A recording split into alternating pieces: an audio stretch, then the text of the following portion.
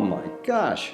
Well, I will tell you the favorite success story is the fact that only a few buildings came down between December of 1958, when we initiated this whole process, and November 23, 1965, when we were declared an historic district. We lost almost nothing in between, and then we lost a few things. Clay Lancaster wrote an interesting monograph on the things that we lost. But basically, the success story is that Brooklyn Heights, which absent historic preservation, absent its historic district status, today would be a teeming mass of construction towers and cranes and so forth, is the same tranquil, lovely, human-scaled place that we all have grown to love. So the success is the success of Brooklyn Heights.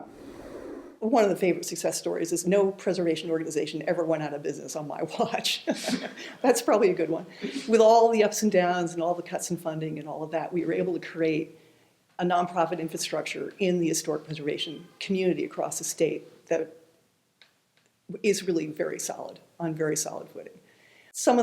Generically, some of all my favorites, and certainly Mrs. Hart's favorites, were where we were able to combine historic preservation, reusing a fabulous building, putting in vibrant new use into it, and at the same time using that as a trigger, as a catalyst for community revitalization. One of my proudest moments of the New York State Council on the Arts, but certainly even more one of Mrs. Hart's proudest moments as chairman of the Arts Council, came in 1987 when the Architecture Planning and Design program, my program, had been funding advocacy work through the Municipal Art Society around saving and recognizing city and suburban homes, that housing complex on the Upper East Side. The New York Post's publisher had real estate interests there, and he was not happy about the fact the Municipal Art Society was speaking about this and advocating for saving that historic complex. At the same time, the Council on the Arts was funding Karen Finley's performance artwork, and we were also funding the Robert Mapplethorpe photography show. So this was all just too much for the New York Post, and it was too much. So we got on the front page of the New York Post, which was a great moment for me. I thought this was great. Mrs. Hart was not quite so happy. And in the same day that Reagan sent troops into Honduras, and that was on the front page, that was the headline of every other news outlet in the country, the New York Post had "Your tax dollars for smut" on the front page. And in that same article was this talk about we were funding the Municipal Art Society and their advocacy work. So Mrs. Hart gets called up to Albany to demand an explanation of how we could how could we be funding these sorts of things. So she goes to Albany in a red jacket, because she always told me, "Darling, you should always wear red when you go to Albany." Good piece of advice. So she gets dragged up there, and she's in the assembly chamber, in the middle of the assembly chamber, with every state senator and every state assemblyman sitting there glowering at her. How could this happen? How could you be funding this? And she went on the offensive. She said, look, every opera that is played in every opera house every night of the year across this country, think of Rigoletto, think of all those operas that deal with incest, deal with murder, deal with rape. Why is that okay? We don't practice censorship. Why are we going to practice censorship now? Darlings, we don't practice censorship. And she just stood up and spoke to that effect, and they were completely taken aback. She got a big round of applause, and in the next year, our funding went up by 50%.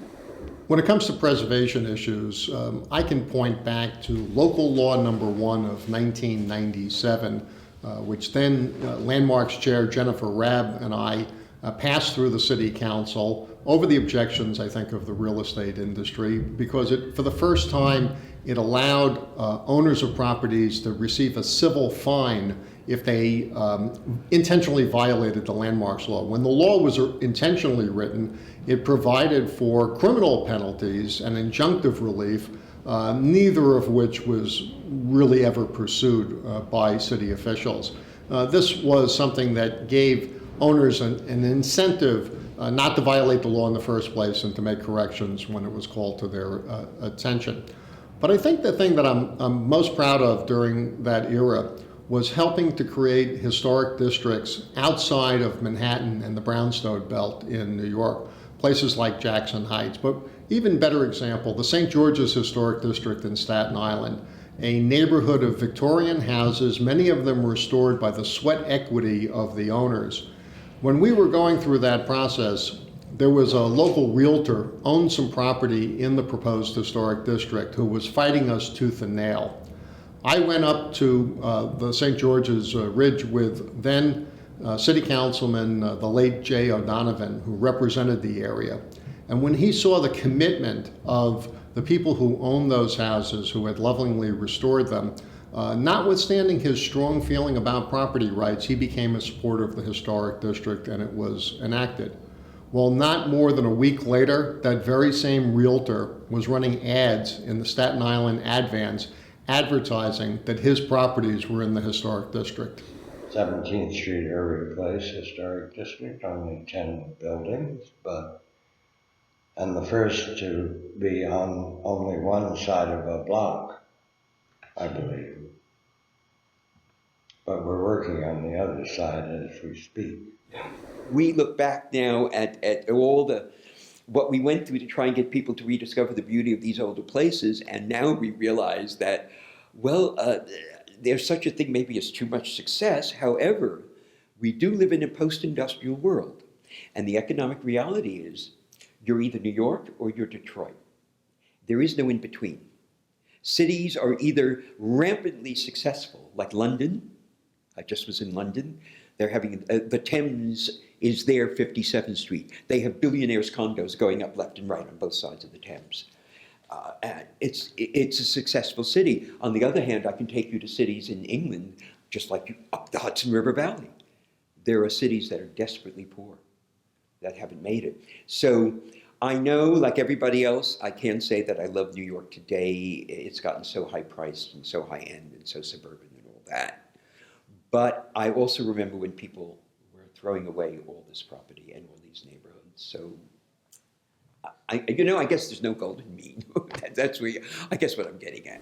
I think one of my number one favorite success stories is, again, on the Upper East Side, after the area was designated, when the wonderful, lost, lamented Helena Rosenthal told me one day that she was going to get the Upper East Side downzoned. And I thought to myself, this will never happen. She's totally loony. And I said, go for it. And the reason that one comes to mind is it's also a reminder that if you know too much, you really shouldn't share it with people who know less, in a sense, because I could have told her, from my knowledge, there was no way this was going to happen, that she was going to drive R8B's downzoning for the Upper East Side, but she didn't know she couldn't do it. And she did it.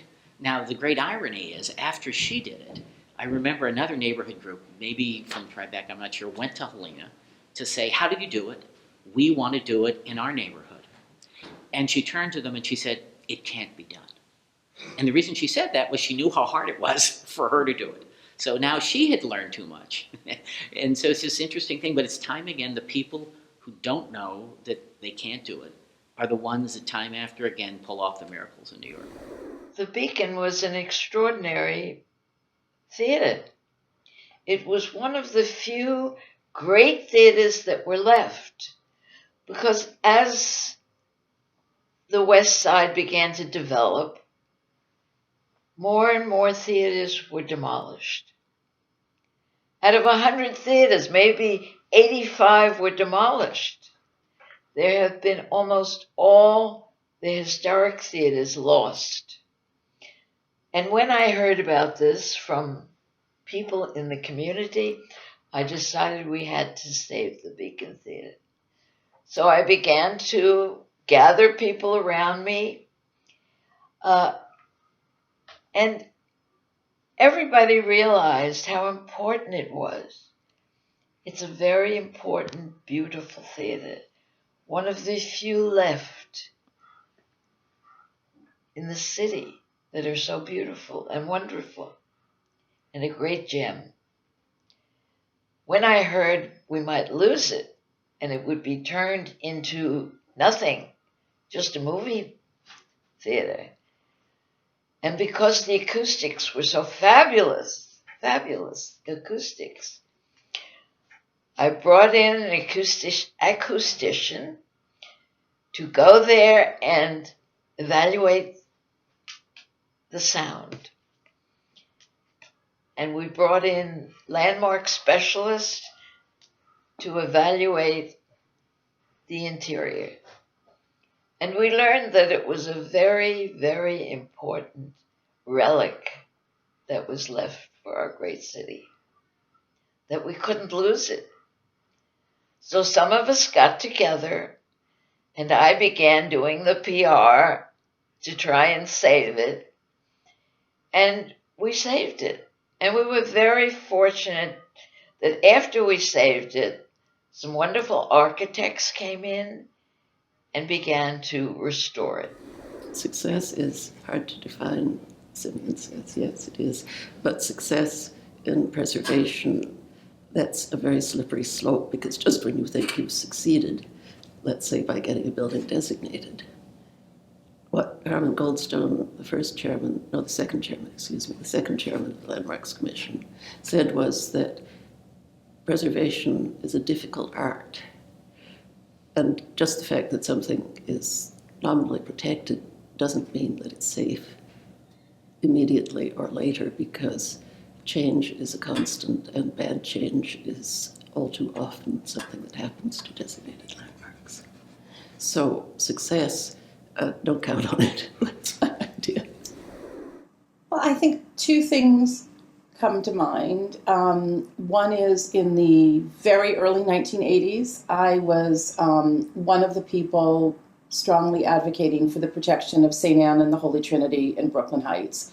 And Brooklyn Heights is very proud of its status as the first historic district in the city.